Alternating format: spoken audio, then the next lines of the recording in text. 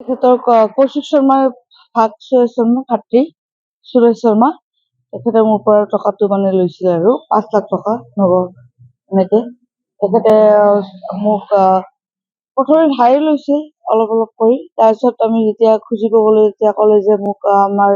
যিহেতুকে নতুন পোষ্ট ওলাইছে মই তাৰ বিনিময়ত কিবা সহযোগ কৰিম যিহেতুকে মোৰ ভাতৃৰ ডাঙৰ কৌশিক শৰ্মা ইমান আৰ.এছ.এছৰ লগত জড়িত তুমি টেনশ্যন ল'বা 100 to 10% মানে চিয়ৰ দিছে আৰু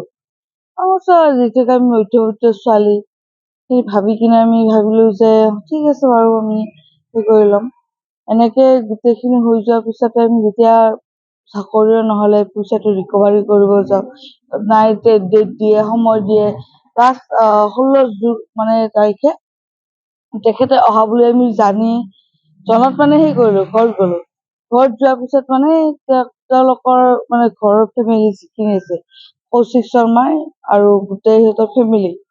মোক মাৰপিট কৰিছে মোৰ মাহঁতক অশ্লীল গালি গালাজ মই ভিডিঅ' সহকাৰে গোটেইখিনি মানে হেৰি কৰিছো আৰু অশ্লীল গালি গালাজ মাৰপিট মানে মোক প্ৰহাৰ কৰিছে মোৰ গচকি মোবাইল চোবাইল একদম ভাঙি মানে এনেকে প্ৰলোভন দিয়েই মানে তেওঁ চাকৰি মানে অলৰেডি দি আছে মানুহক হয় তেওঁ নামনি অসমৰ এগৰাকী শীৰ্ষ বিষয়াত মানে তেখেতে চাকৰি কৰে তেওঁ হয় আপুনি কৈছিলে যে তেখেতে এগৰাকী শিক্ষক হয় আপুনি তেখেতৰ ছাত্ৰী আছিলে মই ক্লাছ 2 পৰাই তেখেতৰ ছাত্ৰী হয় কি জনাব চৰকাৰ বা মোক এতিয়া মই শুনিছো তেওঁক মানে জেলত প্ৰেৰণ কৰিব মই ন্যায় পাম বুলি আশা ৰাখিলো যাতে তেওঁক জেলত শাস্তি প্ৰদান দিয়ে আৰু পাব লগা ধনখিনি যাতে মোৰ ৰিকভাৰী হয় সেইটোৱে আৰু আজি আপোনাক সৰ্বক আৰক্ষীয়ে এজাহাৰ দিছিলে মই যোৱাকালি এজাহাৰ দি গৈছো SP অফিচতো দিছিলো আৰু মই থানাতো দিছো তেনেকে মই প্ৰশাসনৰ পৰা কেনেকুৱা সঁহাৰি পালে মই প্ৰশাসনৰ পৰা পুৰা ফুল চাপৰ্ট পাইছো থানাই মোক ন্যায় দিয়ে সেইটোৱে আৰু মই বহুত মানে সুভাগ্য বিশেষকে আপুনি এগৰাকী বৰ্ণগৰীয়া বাসিন্দা হয় আৰু সুৰেশ শৰ্মা আৰু সৰ্বগৰে বাসিন্দা কি জনাব বৰ্ণগৰবাসী কি আছে কিন্তু আমাৰ নিজৰ হিন্দু মানুহ হৈ কিনে যদি আমি এটা সংগঠনত থাকিয়ে তেখেতলোকে আমি এটা সংগঠন ভাতৃ ভগ্নী সংগঠন আজি মই যদি নিস্বাৰ্থভাৱে এইখিনি কাম কৰিছো তেখেতেও মোক এটলিষ্ট এইখিনি ৰাম ঠগনটো দিব নালাগিছিল সেইটোৱে আৰু বাকী মই যি ভুল কৰিছো তাহানিও যাতে মোৰ নিচিনা কাৰো লগত ভুল নহয় আৰু তেখেতক মানে মুখাবিতে ভদ্ৰলোক বুলি কয় ন আজি মুখখন যাতে খোলা খায় আৰু মোৰ নিচিনা বাকী যিমানৰ লগত এনেকুৱা ঘটনা হৈ আছে তেখেতৰ যাতে ওলাই আহি মানে এই আৰ.এছ.এছৰ নামত হওক বিজেপিৰ নামত হওক মানে যিকোনো কাৰণ আৰ.এছ.এছ কোনো বেয়া সংগঠন নহয় মই জনাত মই নিজে আৰ.এছ.এছৰ দায়িত্বত আছো মোৰ কোনো বেয়া মই ৰাষ্ট্ৰীয় সেৱিকা সমিতিৰ মানে দায়িত্ব আছো মই আৰু আৰ.এছ.এছৰ কৌশিক শৰ্মা কোনটো পদত আছে উত্তৰ অসম প্ৰান্তৰ মানে সহ-বৈদিক প্ৰমুখৰ দায়িত্ব আছে তেখেতৰ দায়িত্বটো ডাঙৰে এজাহাৰটো কেইজন নামত দিয়া হৈছে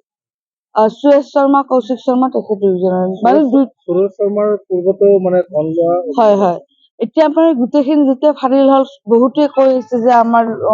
আমি অলৰেডি আৰু চাগে মোকো খবৰ কৰিছে বহুতে ফোন নাম্বাৰ লৈছে যে আমাকো এনেকে প্ৰলোভন দিছে দুইটা মানে এনেকুৱা স্পটত কৌশিক শৰ্মা নাহে নামটো ইউজ কৰি কিনে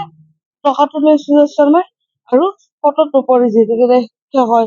আৰ.এছ.এছৰ ইমান এটা দায়িত্বত কিন্তু লেনদেনটো লৈ কিন্তু কামখিনি কৰে কৌশিক শৰ্মা মানে দুইটা সমিল আছে আৰু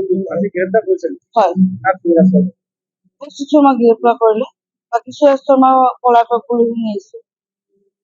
এতিয়া মই এইটোৱে বিচাৰো যে হিমন্ত বিশ্ব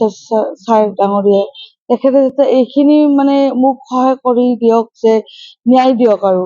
তেখেতে যাতে মোক আজি নিজৰ ছোৱালী হিচাপে মোক এই ন্যায়খিনি দিয়ে যাতে এনেকুৱা লুণ্ঠন ঠগবাজি মানুহ যাতে আৰ.এছ.এছৰ নামত যাতে এই লুণ্ঠন কৰিব নোৱাৰে টকা মই মাত্ৰ সেইখিনি ন্যায় বিচাৰো আৰু মানে গৌৰীৱ প্ৰিয়ানা মোৰ সৰ্বক মেধা বুলি কয় মোৰ গাঁও বনমালী নাম যিকোনো খবৰৰ বাবে যোগাযোগ কৰক 7099017330 লগতে 7099017110 নম্বৰত।